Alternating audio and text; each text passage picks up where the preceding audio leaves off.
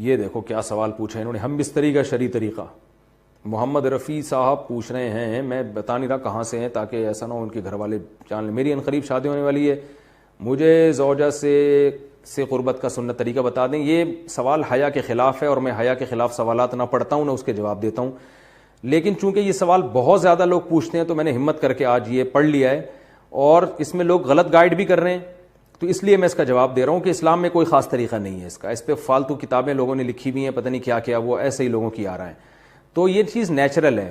جیسے کوئی پوچھے کھانا کھانے کا طریقہ کیا ہے، تو بھائی منہ میں نوالا ڈال کے چباؤ نگل لو، خود بخود فطرت سکھاتی ہے انسان کو. تو ایسی زوجہ کے قریب فطرت خود سکھا دیتی ہے. ہاں شریعت نے جس طریقے کو حرام قرار دیا ہے وہ سب کو معلوم ہے کہ جو ہے وہ اللہ تعالیٰ نے جو بدکار لوگ جس طرح سے کرتے ہیں، جو لڑکوں سے بدفعلی کرنے والے لوگ ہیں، وہ طریقہ حرام ہے. تو باقی اللہ تعالیٰ نے میاں بیوی کا معاملہ رکھا ہے، ایک دوسرے کا لباس ہے، تو کمرے کی باتیں ہیں وہ جیسے چاہیں مناسب سمجھیں، وہ ان کا اپنا ذاتی عمل ہے، اس کا کوئی خاص طریقہ نہیں ہے، اور یہ نیچر انسان کو خود سکھاتی ہے. نہ یہ طریقے نہ کسی سے سیکھنے کی ضرورت ہے. بعض لوگ تو حد درجے کی بے شرمی کرتے ہیں، وہ شادی سے پہلے جو ہے وہ فحش فلمیں دیکھتے ہیں تاکہ ہمیں طریقہ آ جائے. یہ انتہائی درجے کی بےہودگی ہے، انتہائی درجے کی ایک لعنتی عمل ہے یہ. تو یہ کوئی خاص طریقہ نہیں ہے.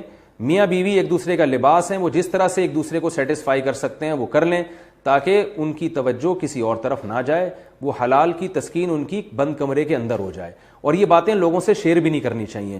آج یہ بھی ایک حرام کاری ہو رہی ہے. میں بہت سخت الفاظ استعمال کر رہا ہوں اس لیے کہ یہ، اور میرے پاس کوئی ہلکا لفظ نہیں ہے. وہ کیا ہوتا ہے کہ مرد اپنی زوجہ سے ہم بستری کر کے اس کے راز دوستوں کے سامنے فاش کر رہا ہوتا ہے، میں نے ایسے کیا، میں نے ایسے کیا. لڑکیاں بتا رہی ہوتی ہیں اپنی فرینڈس کو کہ میرے شوہر نے میرے ساتھ ایسے کیا. یہ بہت لعنتی عمل ہے. آپ صلی اللہ علیہ وسلم نے فرمایا جو عورت اپنے شوہر کے راز یا شوہر بیوی کے راز فاش کرتا ہے اس پر لعنت ہے. حدیث کا مفہوم ہے یہ. تو یہ بند کمرے کی میاں بیوی کی باتیں، جس طرح سے وہ ایک دوسرے کو سیٹسفائی کر سکتے ہیں وہ کریں، ایک دوسرے کے لیے وہ حلال ہیں.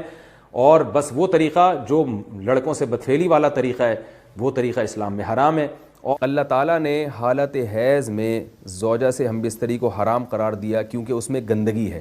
باپ دیکھیں کہ وہ گندگی اس درجے کی نہیں ہے جتنی اورل سیکس میں گندگی ہوتی ہے. اگر اس میں ڈسچارج ہو جائے بندہ، انسان جو ہم بستری کرنے والا ہے زوجہ سے، وہ منہ میں ڈسچارج ہو جائے، تو آپ سوچیں کہ اللہ تعالیٰ شرمگاہ کو گندگی سے بچا رہے ہیں جس کی وجہ سے حیض کی حالت میں ہم بستری کو حرام قرار دیا.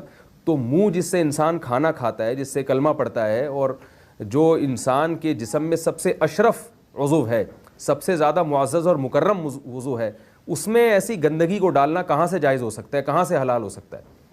تو آج بعض متجدد قسم کے لوگ جو ہے نا اس کو حلال قرار دے رہے ہیں، تو یہ بالکل غلط ہے. تو یہ بات خوب ذہن میں رکھیں کہ اورل سیکس کے ذریعے اپنی خواہش کو پورا کرنا اس طور پر کہ ڈسچارج ہو جائے انسان عورت کے منہ میں، بیوی کے منہ میں، یہ بالکل حرام ہے، بالکل ناجائز ہے. کیونکہ منی ایک غلیظ اور ناپاک اور گندگی ہے اور ناپاک اور نجس چیز ہے.